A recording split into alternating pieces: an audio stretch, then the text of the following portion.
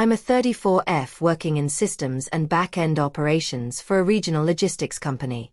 I've been here for over 6 years and built some of the tools the company now relies on daily. The company culture is quiet.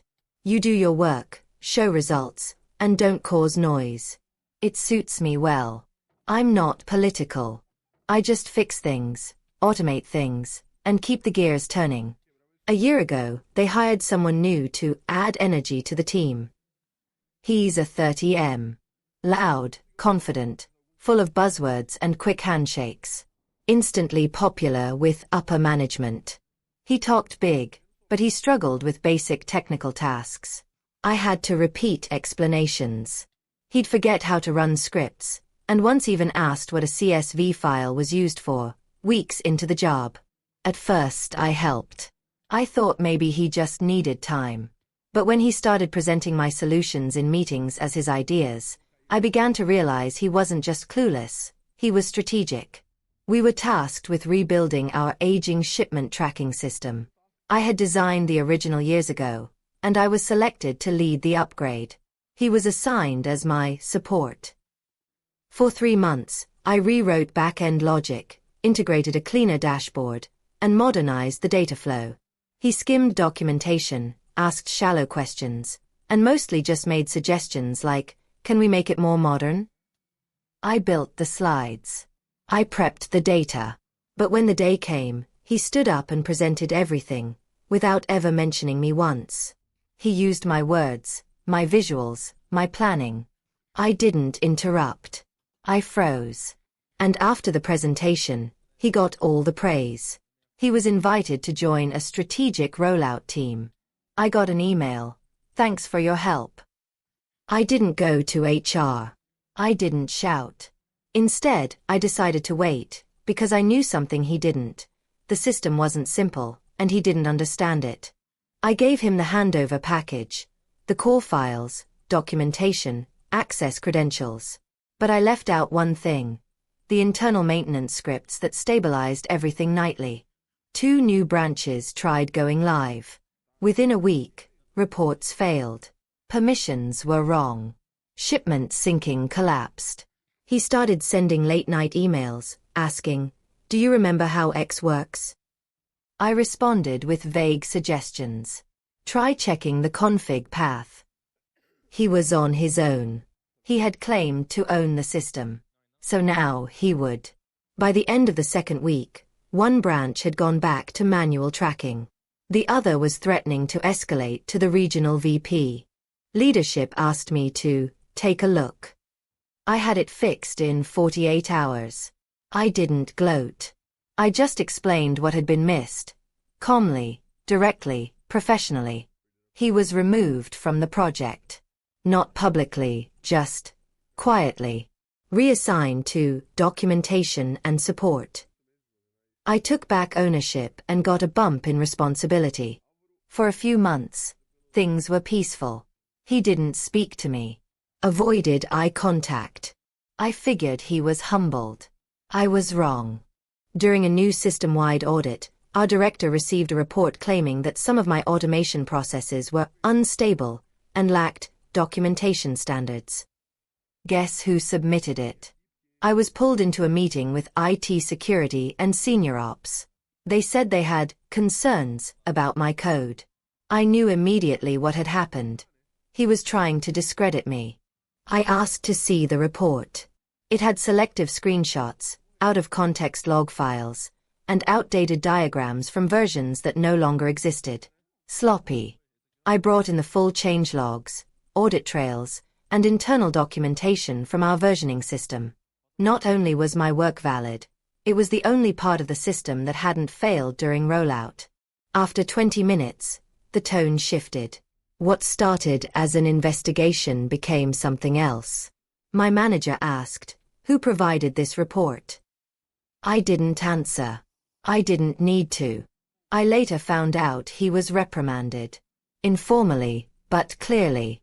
He was told to stay out of engineering documentation unless directly involved. He didn't take it well.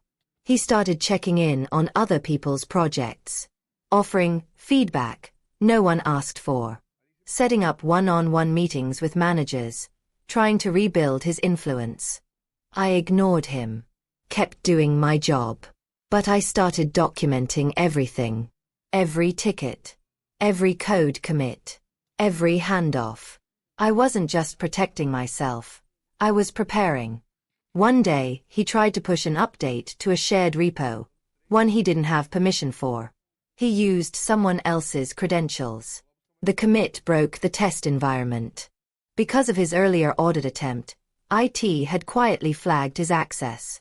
When he used the wrong credentials, they had logs, screenshots, IP matches, everything. He wasn't escorted out. He wasn't made a public example. Just removed. His calendar went empty. Desk cleared the following Monday. No email announcement. Coworkers came to me privately. Was he really trying to take credit for your work? I thought he was one of the good ones. I just smiled and said, systems reveal the truth eventually. A few months later, I was promoted to head of back-end infrastructure. No ceremony. Just trust.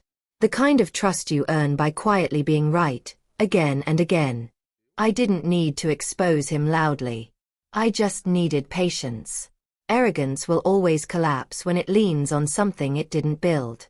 Because in environments like mine, loud isn't respected. Reliable is. Quiet, consistent truth works better than drama. I got a message from someone he used to mentor.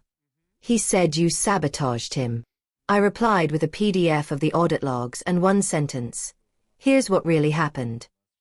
He disappeared from my professional world. Last I checked, his LinkedIn was gone. No updates. No career moves. Just silence. Now I lead a tight team. They're technical. Collaborative. No egos. We document everything, review each other's work, and no one pretends to be the genius. Sometimes the best revenge is never saying a word. Just being unshakable. Knowing your craft so well no one can touch you without revealing their own incompetence. But just to be sure now I document everything. Not to protect myself, but to cut off the manipulators before they gain ground. Keep logs. Track everything. Screenshot credit stealers. And most of all, never hand over the full engine to someone who only knows how to polish the hood. Power doesn't always shout. Sometimes it just watches. Waits. Prepares. And when the time comes, it doesn't need to fight, it just proves. I regret freezing the day he took credit. I regret not saying anything in that meeting. But in the end, I made sure he never got to do it again. Charisma works, until it hits reality.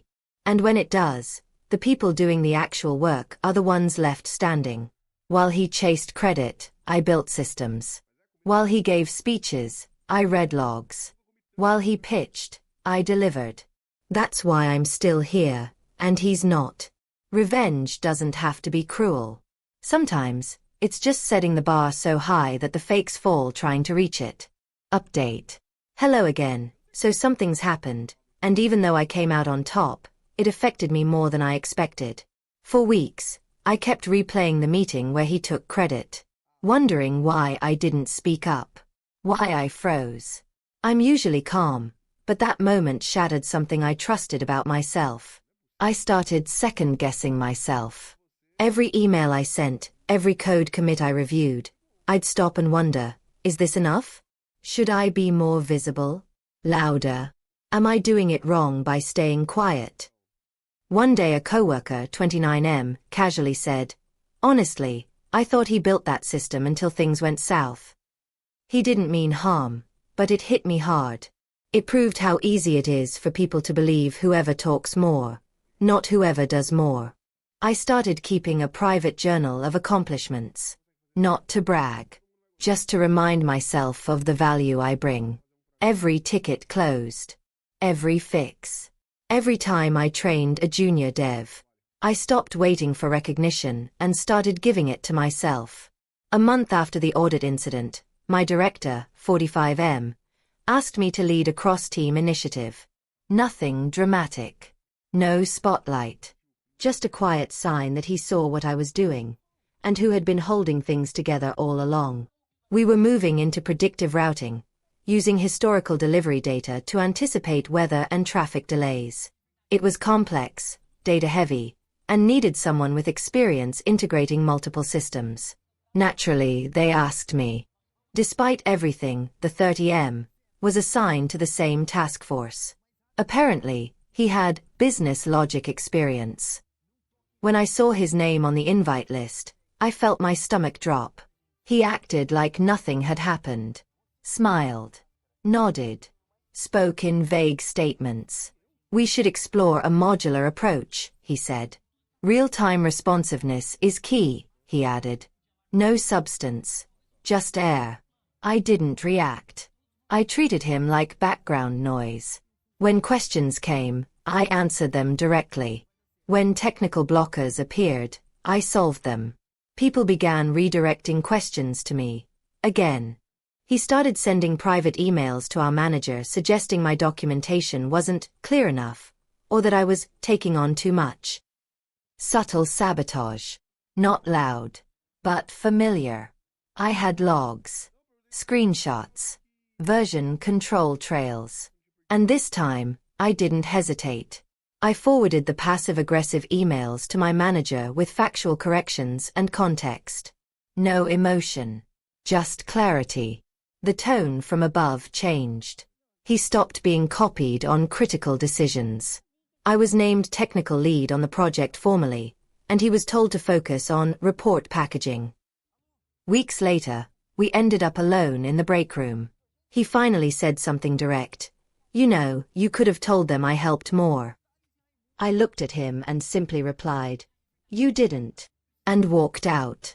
He wasn't evil, just insecure. He needed credit to feel valuable. I didn't. I had nothing to prove. I had results. He had noise. When the predictive routing tool launched, our error rate dropped by 40%. Delivery delays dropped across all branches. I was invited to present the outcomes to the board, alone. 3 months later, I got a formal promotion to systems integration lead. It came with a raise, a bigger team, and something more important, the autonomy to build things my way, without interference. A few weeks after that, he left. No big announcement. Just a vague email, pursuing new opportunities. No one said much. His chair was empty the next day.